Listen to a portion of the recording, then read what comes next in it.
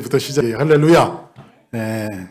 하나님 한번 따라하겠습니다. 파수하는 곳에 서서. 파수하는 곳에 서서. 파수하는 곳에 서서. 파수하는 곳에 서서. 자, 오늘은 이제 그 하박국 세 번째 이야기로 2장 전체에 있는 말씀을 가지고 파수하는 곳에 서서라고 하는 타이틀을 가지고 함께 은혜를 나누고자 합니다.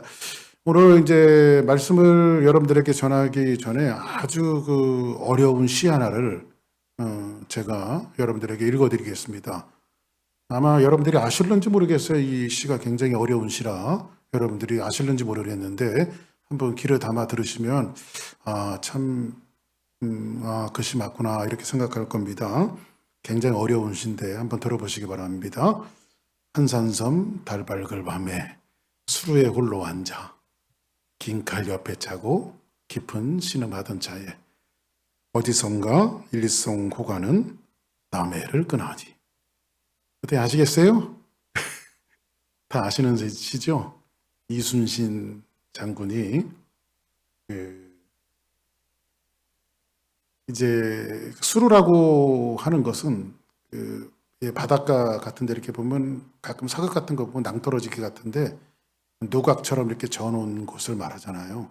그러니까 이순신 장군이 요즘으로 얘기하면 해군 아니에요. 해전을 치렀던, 거북선을 이끌고 해전을 치렀던 장군인데 이제 외적이 자꾸 침입해 오고 일본에 의해서 조선 땅은 풍전등화에 있는 이 수많은 전쟁들을 치러내는 이순신 장군이 나라는 당파 싸움을 하지요.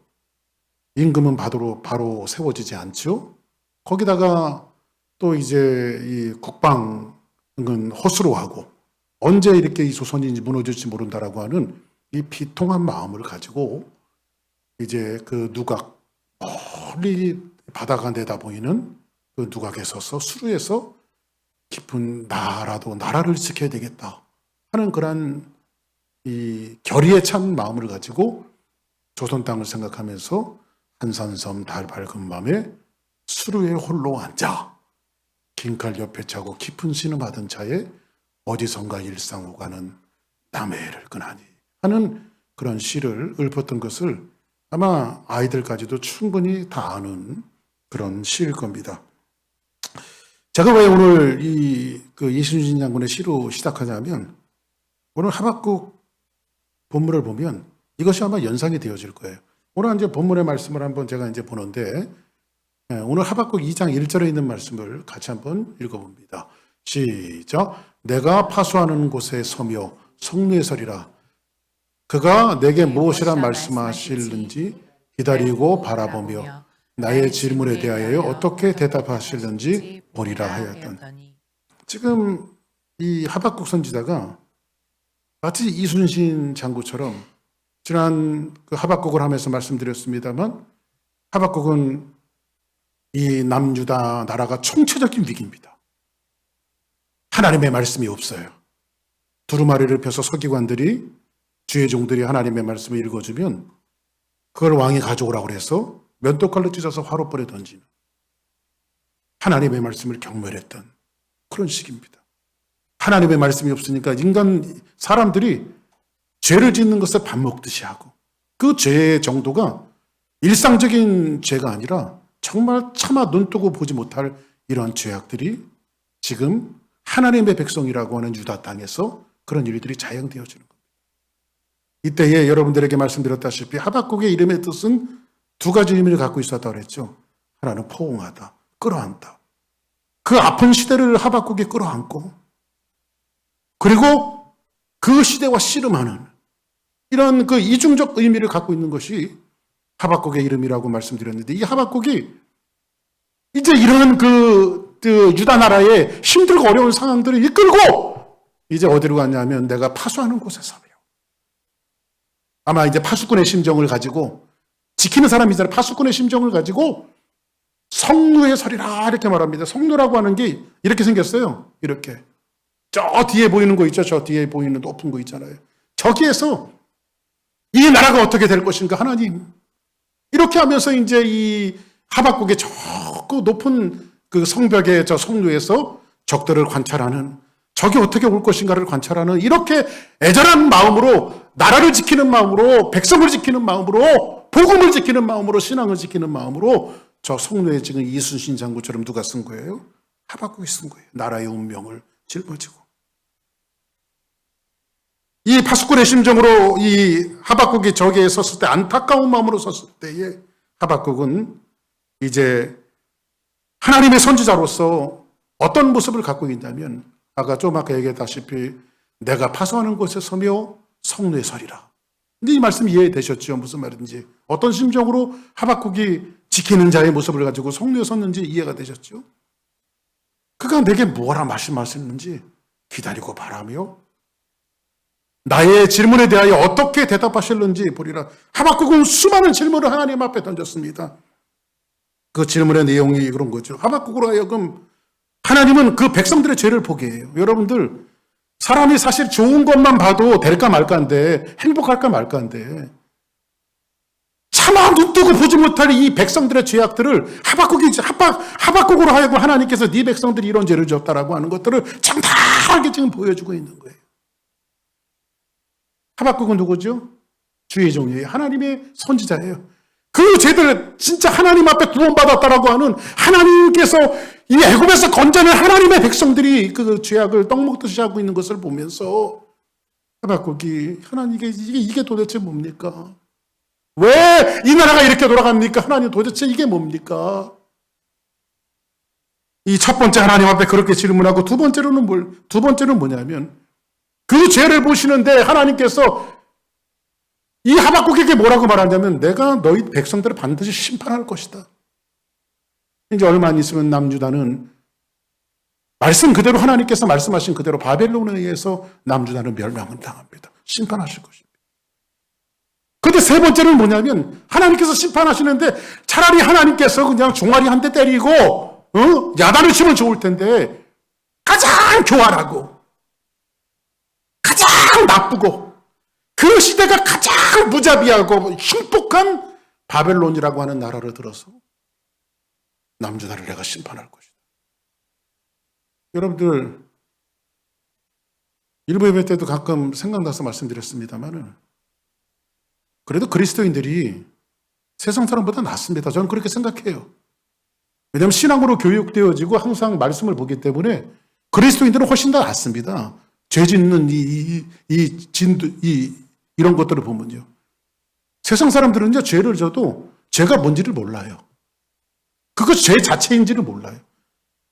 어떨 때 세상 사람들을 얘기하는 데 가보면요, 말하는 거 보면 무서워요. 우리는 감히 입으로 내뱉지 못하는 말들을 그들은 서슴없이 하고 그 일들을 서슴없이 행동을 옮깁니다. 그래도 우리는 이거 해야 되나 말아야 되나? 그래도 또 하면서도 아이고 하나님 제가 죄 졌네요. 잘못했습니다. 우리는 기본적으로 그런 건 있잖아요. 그래도요. 그죠? 근데 안 믿는 사람들은 물론 그중에는 선한 사람들도 있지만 대부분 안 믿는 사람들은 죄에 대해서 감각이 없습니다. 바벨론은요. 죄에 대해서 감각이 없는 사람들이에요. 자비가 없는 사람이 무자비한 사람들이에요. 아주 흉폭한 사람들이에요. 교활한 인생들이에요.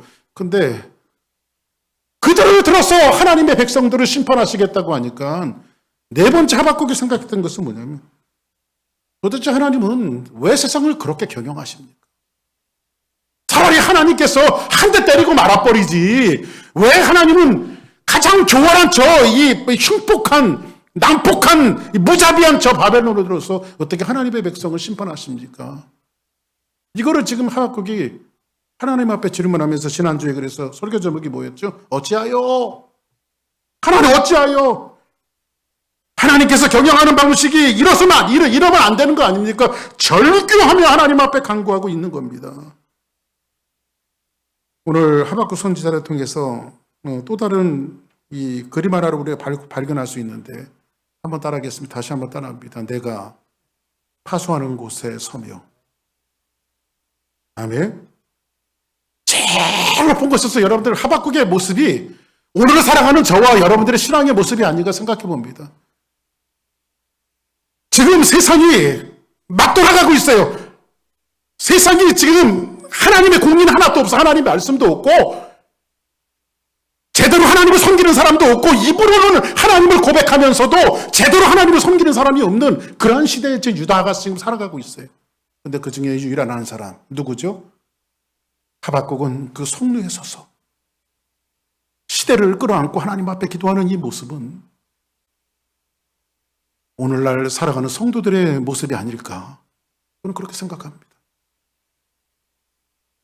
그 먼 그 땅을 바라보면서 악한 마귀 원수마귀가 적들이 언제 쳐들어올까 모르는 이 풍정등과 같은 이 세상 속에서 가장 높은 성리에 서서 세상을 바라보는 절규하는 심정으로 세상을 바라보는 하박국의 모습은 저와 여러분들의 모습이 되어야 되지 않을까요?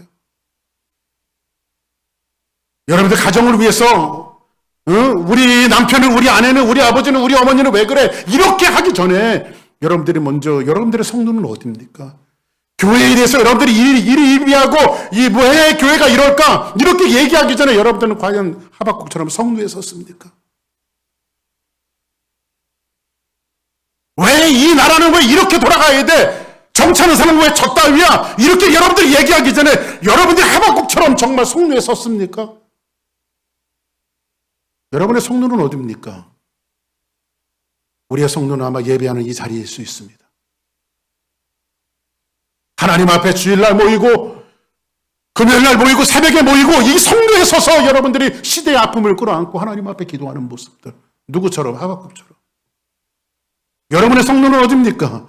기도하는 자리일 수 있어요. 정말 가정을 위해서, 교회를 위해서, 나라와 민족을 위해서 몸부림치는 그 자리가 하박국이 섰던 성루일 수 있는 겁니다.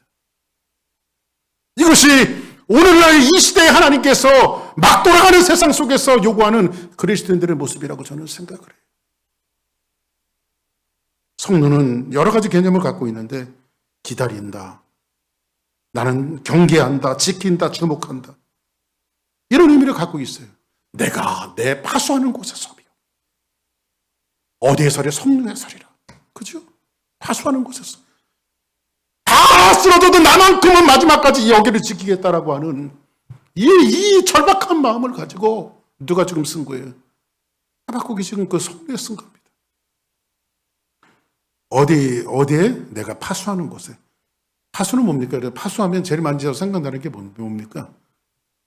저는 이 설교 준비하면서 왜 떨쳐버릴 수 없는 게 파수하니까는 여호와의 증인 생각나는지 몰라요. 여호와의 증인도 갖고 다니는 그 책자 있죠, 전도지. 여호와의 증인. 그게 이름이 뭐냐면 파수대예요, 파수대. 영어로 워치타워. 타워에서 이렇게 워치하고 있는 거 이렇게. 워치타워.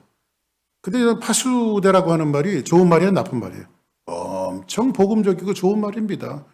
근데 이단들이 갖다 쓰니까는 파수대 그러면 좀 이상한 것 같아요. 여러분들 신천지 좋은 말이에요, 나쁜 말이에요? 우리 머릿속에는 나쁜 말로 각인된 게 왜 그럴까요? 사실 신천지가 복음적인 말입니다. 굉장히. 근데 이단들이 갖다 쓰는 바람에 신천지 그러면 네거티브한 인상이 들죠, 우리에게. 그죠? 여러분 보세요.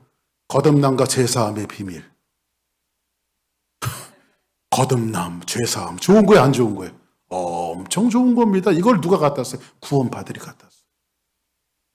그래서 우리 이 거룩한 복음의 단어들을 이단들한테 뺏겼어요, 지금. 이단들한테. 근데 여기서 뭐라고 말하죠, 지금? 내가 파수에 쓰겠다. 파수. 내가 성루에 쓰겠다. 이렇게 말합니다.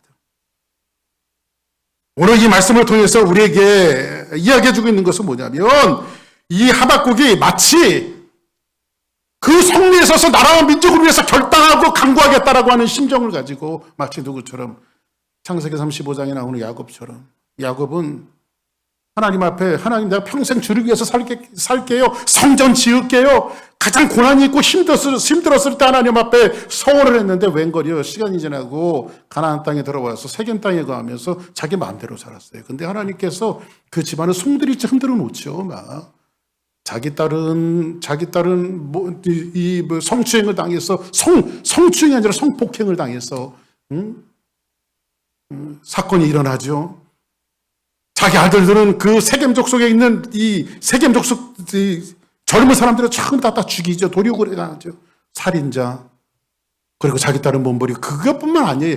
연합 부족을 형성해서 이제 야곱의 부족들은 바람 앞에 촛불처럼 힘들고 어려웠을 때 야곱은 자기 식소들을 모아놓고 하나님 앞에 기도하면서 그렇게 얘기합니다. 야, 우리 이제 베델로 올라가자.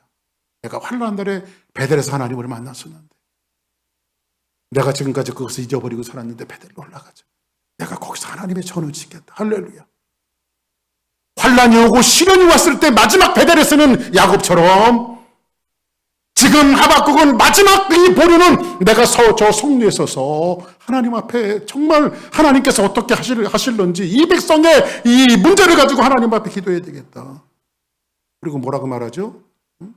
다시 한번 2장 1절 우리 중반절서부터 보는데 그가 내게 무엇이라 말씀하실지. 도대체 하나님께서 내게 지금까지 질문한 것에 대해서 하나님 어떻게 세상을 이렇게 경영하십니까? 라고 하는 질문에 대해서 어떻게 말씀하실는지 내가 여기 동사가 3가지가 나와요. 한번 따라 합시다. 기다리고 바라보며 보겠다. 그렇죠? 동사 3개가 나오죠. 기다리고 바라보며 나의 질문에 대하여 하나님께서 어떻게 대답하실지 내가 보겠다. 이렇게 말합니다. 근데 여러분들 여기에 대해서 3가지 동사가 갖고 있는 의미가 뭔지 아십니까? 도대체 내가 지금까지 질문한 것에 대해서 하나님께서 어떻게 대답하실는지 내가 성례에서 하나님 제발 내게 말씀해 달라고 내가 보겠다. 하나님 앞에 바라보며 기다리고 바라보며 보겠다. 이렇게 말하고 있습니다. 제가 이 의미를 좀 살펴보기 위해서 한국의 총신대학에서 구약학을 오랫동안 가르치셨던 구약에 아주 정평이 나 있는 김희부 박사님이라고 있습니다. 김희부 박사님의 이 말씀의 해석이 뭐라고 해석을 했냐면 기다리고 바라보며 보리라. 이것이 히브리 말로 뭐라고 해석을 했는지 자페 이렇게 해석을 했어요. 이 자페는 뭐냐면 도대체 하나님께서 이 땅이 도대체 어떻게 돌아가는 겁니까? 하나님 난 참 도대체 모르겠습니다. 하나님 왜 그렇게 세상을 경영하십니까? 라고 하는 그 질문에 대해서 그냥 시간이 지나고 무의미하게 시간이 지나가면 도대체 어떤 식으로든 변해 있겠지 이런 것이 아니라 여기는 소망을 갖고 이 하박국이요 하나님에 대한 믿음이 대단해요. 이 여기서 본다라고 하는 것은 기다리고 바라보며 보겠다라고 하는 것은 뭐냐면 그냥 하나님께서 뭐 시간이 지나면 어떻게 해주시겠지 대충 이렇게 하는 것이 아니라 내가 믿는 하나님은 이 어렵고 힘든 상황 속에서 내가 기다리고 바라보며 내가 볼 때에 하나님께서는 반드시 이 자페라고 하는 것은 어디에서 의미가 나왔냐면 호프, 소망 가운데 하나님은 소망의 하나님입니다. 하나님은 소망의 하나님입니다. 그런데 여러분 어찌 보면 이것은 오늘날 우리에게 행하신 하나님의 말씀이 아닐까 생각해 봅니다. 가정적으로 봐도 때로는 소망이 없을 수도 있고 교회적으로 봐도 때로는 왜 이럴까라고 하는 소망이 없을 수도 있고 나라와 민족을 봐도 소망이 없을 수 있지만은 여러분들 하박국처럼 하나님을 신뢰하는 믿음을 가지고 나가서 어떤 마음으로 쓰냐면 그 성리에 서야 되냐면 오늘 행하실 그 하나님을 소망하면서 할렐루야. 그래서 우리는 소망을 가져야 돼요. 오늘도 소망을 갖고 내일도 소망을 갖고 한 주간도 소망을 갖고 평생 눈뜨면서 하나님에 대한 소망을 갖고 살아가는 것이 우리 인생의 모습이어야 돼요. 그래서 그 소망을 갖고 하박국은 뭐라고 말합니까? 내가 하나님을 기다립니다. 하나님을 바라봅니다. 그리고 내가 하나님을 보겠습니다. 어떻게 하실 일인지 하나님을 내가 보겠습니다. 할렐루야. 그리고 뭐라고 이야기하죠? 2절 한번 같이 볼까요? 시작. 이르시되 너는 이 묵시를 기록하여 판에 명박히 새기되 달려가면서도 읽을 수 있게 하라. 진짜 하나님께 이제 자기 질문에 대해서 어떻게 대답하실는지 자기가 서며 바라보며 보겠다. 이렇게 말했잖아요. 그죠? 근데 여호와께서 내게 이제 하나님께서 대답을 하셨네. 그죠? 하나님 대답을 하셨죠. 뭐라고 대답하시냐면 대답을 이러시되 너는 묵시를 기록하여. 그러면 묵시를 기록하라고 하는 것은 하박국의 묵시를 뭔가를 보여준 거예요? 안 보여준 거예요? 보여주셨네요. 그렇죠? 묵시를 기록하여 판에 명백히 새기되 달려가면서 읽을 수 있게 하라. 이 말을 현대식으로 조금 해석을 하면 이런 겁니다. 하박국아, 너 내가 보여주는 거 지금 보이니? 예, 하나님 보내요. 너 그거 이제 판에 새길 정도로 네 마음에 새겨. 그리고 너는 이 소망의 소식을 전하는 사람이 되어서 달려가면서라도 사람들이 네 소리를 듣고 아, 그거구나 이렇게 사람들이 탄성글을 지을 수 있을 만큼 너는 달려가면서도 읽을 수 있게 하라. 그걸 전하라는 거예요. 근데 하박국이 봤던 묵시가 어떤 묵시일까요? 이게 복음서에 보면 이런 게 나와요. 예수님께서 부활하셨죠. 제일 처음에 예수님이 부활하셔서 만난 사람들이 누구예요? 여인들이잖아요. 그렇죠? 여자들이 예수님의 무덤에 가서 엉엉 울고 있어서 예수님 돌아가셔서 어떡하냐고. 예수님이 부활하셔서 뭐라고 말씀하시죠? 울지 말아라. 부활하신 예수님이 여인들을 향해서 울지 마라. 그리고 뭐라고 말씀하시죠? 너희는 너희의 본 그대로 가서 사람들에게 전하라. 이렇게 말합니다.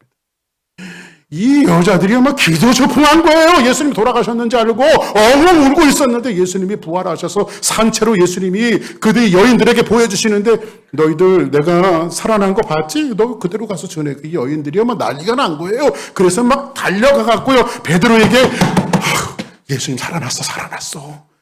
너희들한테도 얘기했잖아. 예수님 살아났어. 또 이 제자에게 가서 예수님 살아났어. 이 사람들이 다니면서 지금 예수님 살아났다라고 하는 이 복음을 누가 전한 거예요? 여인들이 전한 거예요. 지금 이런 상황이 누구에게 온 거냐면 하박국에게 온 거란 말이야. 왜 그럴까요? 다시 한번 정리해 볼까요? 시대는 희망이 있는 시대에 없는 시대. 없어요. 소망이 하나도 없는 시대예요. 동서남북을 바라봐도 아무 소망이 없고 희망이 없는 그런 시대예요. 그리고 선지자마저도 하나님께서 경영하시는 방법을 도대체 모르겠어요. 왜 하나님은 이런 세상 속에서 하나님 창조주이신데 우리를 향하신 하나님의 그 신실하신 하나님이 왜 우리 주사랑교회를 향해서 우리 주사랑교회 가족들을 향해서 왜 이렇게밖에 못하십니까? 라고 했을 때에 하나님께서 누구에게? 박 목사에게 아니 또 여러분들에게 하박국에게 지금 묵시를 보여주셨어요. 근데 그 묵시는 아주 희망의 소식이에요. 예수님 부활하신 예수님을 만났던 여인들처럼 어마어마한 희망의 소식이에요. 소망의 소식이에요. 여러분들에게 이런 기대가 있습니까? 여러분 가정 속에, 여러분의 삶 속에, 여러분 자녀들에게 좀 깜깜하고 암울한 이 환경 속에서 여러분들에게 이런 소망이 있습니까? 우리 주사랑교회를 바라볼 때에 아무 소망이 없는 것 같지만 그런 소망이 있습니까? 여러분들에게?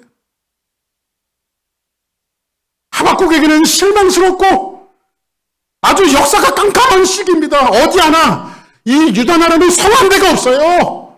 우리 가정을 봐도 성한 데가 없고 우리 교회를 봐도 성한 데가 없고 우리 삶을 봐도 성한 데가 없는 이런 시기가 하박국의 시대고 오늘을 살아가고 있는 저와 여러분들의 시대 아니에요. 그래서 나훈아 씨가 그런 가사를 했잖아요. 테스형 세상이 도대체 왜 이래 이거? 그렇죠.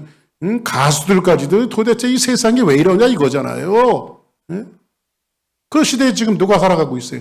2022년도라고 하는 이 시대에 21세기 시대에 박규성 목사와 여러분들이 살아가고 있고 그 와전 속에서 주사랑교회는 파사드나에서 휴스턴으로 옮겼고 우리는 여기서 뭔가 몸부림치면서 해보려고 하는 이 애씀 속에서 또 여러 가지 또 불협화음도 있을 수 있고 힘들고 어렵고 도대체 소망이 있을까라고 하는 퀘스천을 던지지만은 그때 우리는 하나님의 묵시를 봐야 하고 소망의 소식을 들어야 된다는 거죠. 할렐루야. 그런 상황 속에서 묵시라고 하는 수단을 통해서 하나님의 언약이 하박국에게 주어지는데 그 언약이 뭐냐면 3절이에요. 같이 한번 읽어봅시다. 시작. 이 묵시는 정한 때가 있나니 그 종말이 속히 이르겠고 결코 거짓되지 아니하리라. 비록 더딜지라도 기다리라. 지체되지 않고 반드시 응하리라. 할렐루야. 자 보세요. 하박국이 묵시를 봤다 그랬죠. 근데 하나님 뭐라고? 이 묵시는 무슨 때가 있어요? 지금 당장 이루어지는 것이 정한 때가 있다 이렇게 말합니다. 제가 언젠가 스가랴 강의하면서 그런 말씀드렸죠. 그 당시 스가랴가 있었던 시대는 포로에서 돌아와서 이스라엘 민족에게 그때도 소망이 없는 시대였어요. 근데 하나님께서 스가랴를 픽업하십니다. 그리고 그 당시에 사람들이 불렀던 노래는 시편의 노래였어요. 하나님 언제까지 우리를 잊으셨습니까? 도대체 불러도 하나님 대답을 안 하는 거예요. 성전을 지어야 되는데 아닥사스다 왕이 조소를 내려서 너희들 왕이 성전을 짓지 말라고 하는 거예요. 아무 소망도 없고 아무 희망도 없고 신앙생활도 열심히 하려고 그러는데 뭔가 하나님이 도와주셔야 신앙생활을 하죠. 그때 이스라엘 민족들이 생각할 때 하나님이 나를 잊으셨나 보다. 하나님이 나를 잊으셨나 보다. 나를 기억하지 못하시나 보다. 이렇게 했을 때 하나님은 스가랴를 부르시는데 스가랴는 이렇게 시작합니다. 다리오 왕 6째 달에 이또의 손자 베랴가의 아들 스가랴에게 하나님의 말씀이 임하시니라. 이렇게 시작해요. 이또의 그 암흑한 그 시기에 하나님께서 스가랴를 부르시는데 이또의 손자 베랴가의 아들 스가랴에게 임하시니라. 근데 이스라엘 민족들이 하나님 나 잊으셨습니까? 노래 부를 때 하나님 스가랴 선지자를 이스라엘 민족에게 보내는데 스가랴 선지자 이름의 뜻이 이런 뜻이에요. 한번 따라 합시다. 하나님은 기억하신다. 하나님은 기억하신다. 아니야, 나는 잊은 게 아니야. 스가랴 선지자 자체를 보내면서 메시지를 줍니다. 나는 너희들을 기억하고 있었어. 너희들이 나를 잊어버렸는지 몰라도, 너희들이 나를 침묵한다고 치부했는지 몰라도 나는 너를 잊어버린 적이 없어.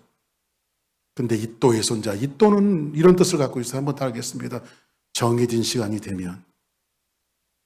그럼 이게 뭐예요? 때가 되면 이런 뜻이에요. 근데 그 아버지 베랴가의 이름의 뜻이 이겁니다. 한번 따라해요. 하나님은 축복하신다. 하나님은 축복하신다. 그러니까 이 세 스가랴와 그의 할아버지, 그의 아버지 세 사람의 이름을 도합해서 말하면 하나님은 스가랴이시고 너희들을 기억하셨고 때가 되면 정해진 시간이 되어지면 이또가 되어지면 하나님 베랴가 너희들을 축복하실 것이다. 할렐루야. 근데 오늘 여기 보니까는 하박국 2장 3절에 보니까 이 묵시는 정한 때가 있나니 스가랴야, 이 하박국아, 내가 너희에게 전해준 이 묵시는 정한 때가 있어. 근데 그 종말이 어떻게 임하겠고 속히 임할 거야. 속히 임할 거야. 근데 결코 내가 언제 너에게 거짓말하는 거 봤니? 내가 지금 내 역사 속에서 한 번이라도 거짓말한 거 봤니? 나는 거짓말하는 하나님이 아니잖니? 비록 조금 너희들 생각할 때는 더딜지 모르지만 지체지지 않고 반드시 응할 것이다. 할렐루야. 그러면 이 묵시는 도대체 뭐에 대한 묵시일까요? 이 하박국이 봤던 흥분했던 이 묵시는 뭘까요? 이 말씀을 좀 돕기 위해서 우리는 갈라디아서 4장 4절 한번 같이 볼게요. 사도 바울이 뭐라고 말하냐? 갈라디아서 4장 4절 보겠습니다. 시작. 때가 참에 하나님이 그 아들을 보내서 여자에게서 나게 하시고 율법 아래 나게 하신 것. 하박국은 뭐라고 그래요? 정한 때가 있나니 지체하지 않고 이것을 이루겠다. 더뎌도 내가 이걸 반드시 이루고 말 거야. 근데 사도 바울은 신약에 와서 하박국이 말했던 그 때가 지금인데 때가 차서 하나님이 그 아들을 이 땅에 보내셔서 여자에게서 나게 하시고 율법 아래 나게 하신 것은 할렐루야. 오늘 이 하박국이 봤던 이 환상은 뭘까요? 하박국이 봤던 환상은 뭘까요? 바로 예수 그리스도에 대한 소망이에요. 죽는 줄 알았는데, 이 백성이 망하는 줄 알았는데, 이 백성이 하나님께서 성소해버리고 없어버리는 줄 알았는데, 나에게는 소망도 없고 어디 하나 성한 곳이 없는 줄 알았는데, 하나님께서 하박국에게 보여주신 이 환상은, 이 묵시는 뭐냐면 내가 이룰 거다. 내가 이르면 난 거짓되지 않고 이 모든 것을 이룰 거야. 이 묵시가. 근데 그 때가 언젠데요? 그걸 사도 바울이 응수하고 있는데 때가 참해. 하나님이 그 아들을 이 땅에 보내서 할렐루야. 그러면 하박국에 봤던 환상은 뭘까요? 예수 그리스도. 할렐루야.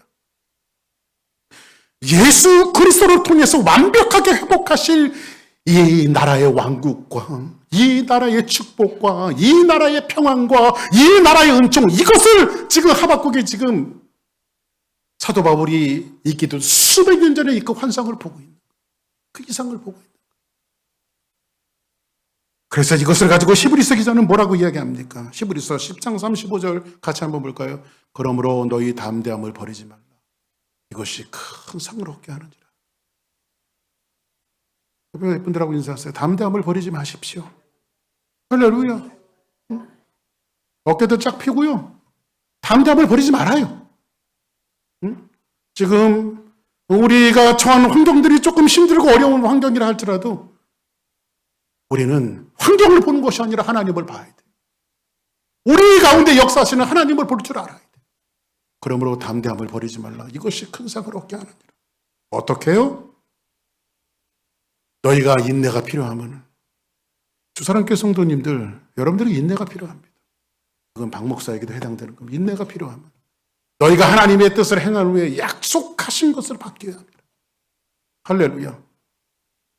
하나님은 거짓되지 않은 분이시기 때문에 약속한 것을 우리에게 주실 줄 믿습니다. 할렐루야.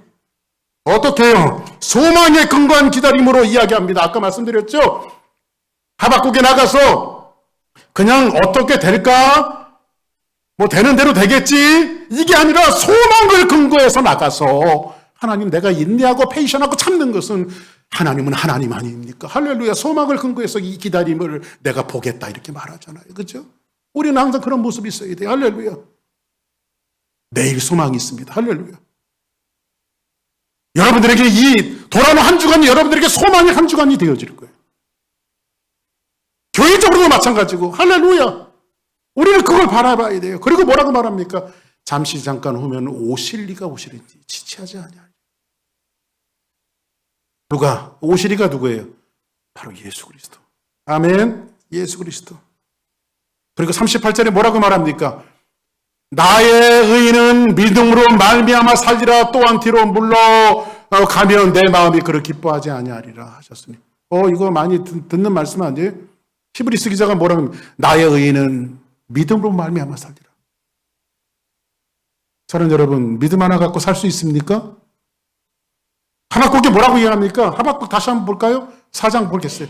보라, 그 마음이 교만하여 그 속에서 정직하지 못하나 의인은 그 믿음으로 말미암아 살리라. 하박국이 얘기했던 것을 이 히브리서 기자가 똑같이 이용하고 있어요. 의인은 그 믿음으로 말미암아 살리라. 할렐루야. 하박국이 소망했던 것이 수백 년 후에 이루어졌어도 하나님은 그 믿음으로 말미암아 산다라고 하는 이 하박국의 고백을 히브리서 기자가 응수하고 있어요. 어떻게? 믿음으로 사는 것이다. 믿음으로. 보라, 그 마음은 교만하여. 교만하며 그 마음이 교만하다라고 하는 것은 누구죠? 이거 바벨론 사람들의 이야기예요. 그 바벨론 놈들은 교만하고 그 속에 정직하지 못하나 너희들은 의인이지 않니? 너희들은 예수 믿는 사람이지 않니? 너희는 주사람께 성도들이지 않니? 너희들은 믿음으로 살 수 없어. 근데 이거를 히브리서 기자가 또 이야기한단 말이에요. 오직 의인은 그 믿음으로 말미암아 살. 어떤 상황이에요? 침울하고 어두운 상황이에요. 어디 하나 성한데가 없는 상황이에요. 그럼에도 불구하고 하나님께서 수사랑교회 성도들 향해서 오늘 던지는 메시지는 너희들 믿음 갖고 살 수 없니? 이걸 지금 하나님께서 주문하고 있는 거예요. 믿음이 이기네. 믿음이 이기네. 주 예수를 믿음이 온 세상 이기네. 할렐루야. 하박국은 지금 구속의 비전을 봅니다. 어떻게 해요? 의인은 그 믿음으로 말미암아 살리라. 그래서 히브리서는 또 뭐라고 이야기했죠? 우리는 뒤로 물러가 멸망할 자가 아니라. 여러분들 보세요. 우리는 뒤로 물러나도 절대 멸망하지 않아요. 여기에서 모인 분들 제가 예언 하나 할게요. 여러분 절대 안 죽어요. 멸망할 수가 없습니다. 할렐루야. 멸망할 수가 없어요. 오직 영혼을 구원함에 이르는 믿음을 가진 자니라. 할렐루야. 우리는 뭘 가졌어요? 믿음을 가진 자니라. 할렐루야. 우리에게는 믿음이 있어요. 우리에게는 소망이 있어요. 여러분들은 이런 힘들고 어려운 상황 속에서 성도에 올라가서 하박국의 이 묵시를 받고 마음에 새겨달라고 전해야 할 이 비전은 어떤 비전이었어요? 소망으로 오실 예수 그리스도 메시아. 할렐루야. 예수 그리스도라고 하는 사실을 구약에서부터 이렇게 설명하고 싶었던 거예요. 그리스도인들의 소망은 예수 그리스도.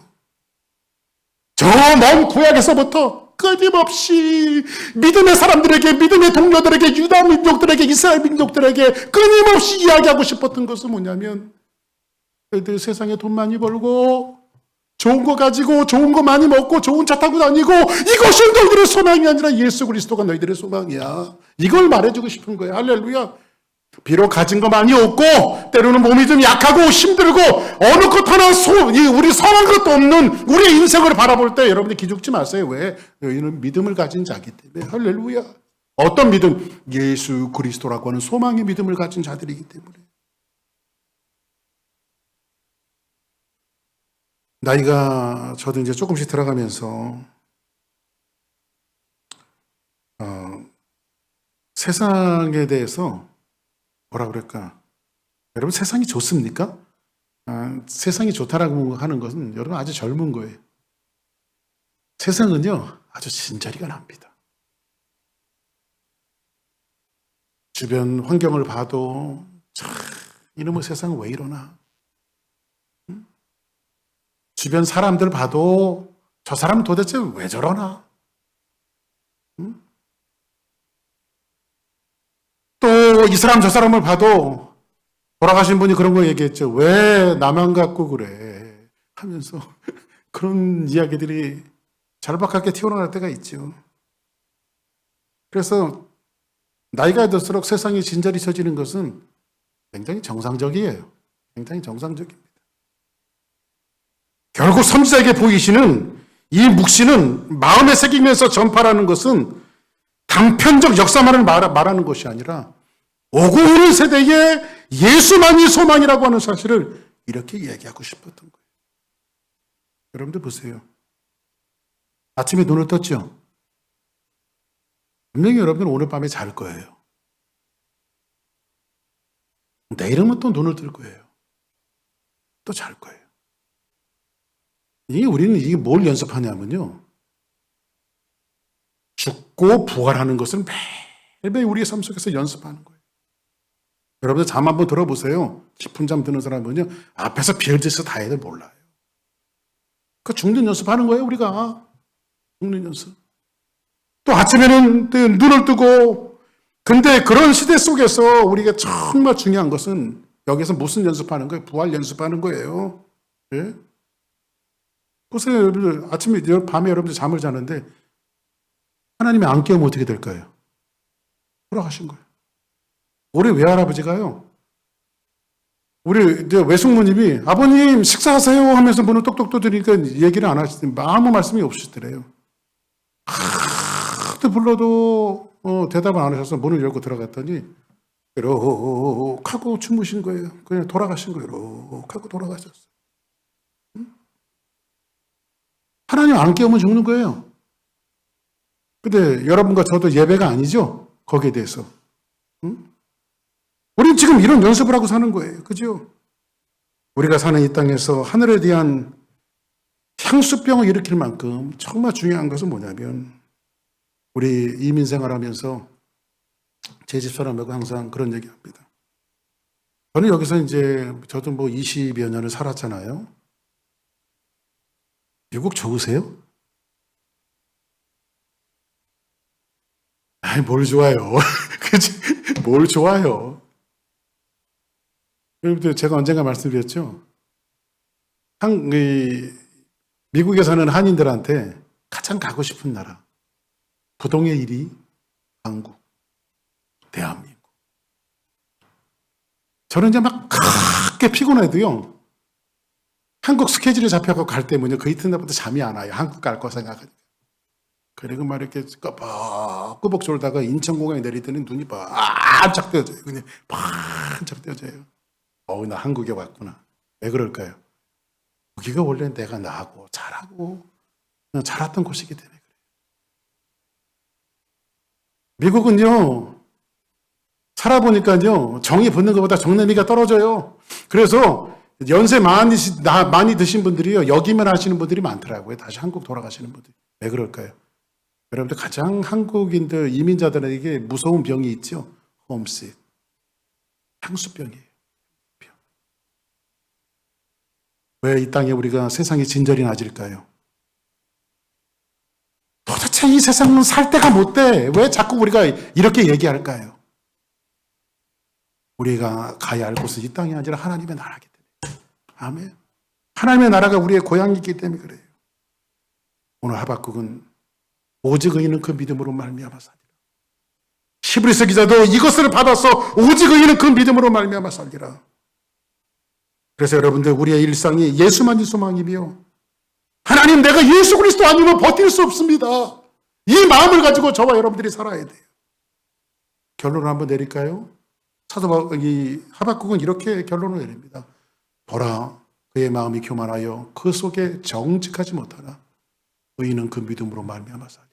첫째, 의인은 믿음으로 사는 거예요. 아멘. 여러분들 의인이십니까? 믿음으로 사세요. 할렐루야. 믿음 갖고 사세요. 어떤 믿음이요?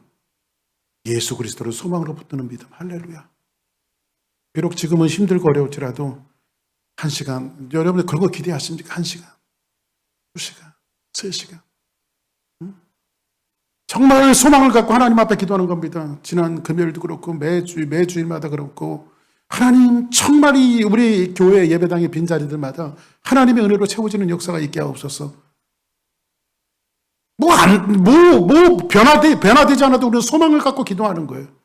근데 오늘 일부 예배 드리는데 어떤 분들이 그냥 딱 찾아오셨어요. 물론 방문하신 분들이지만. 우리는 소망을 가져야 돼요. 할렐루야.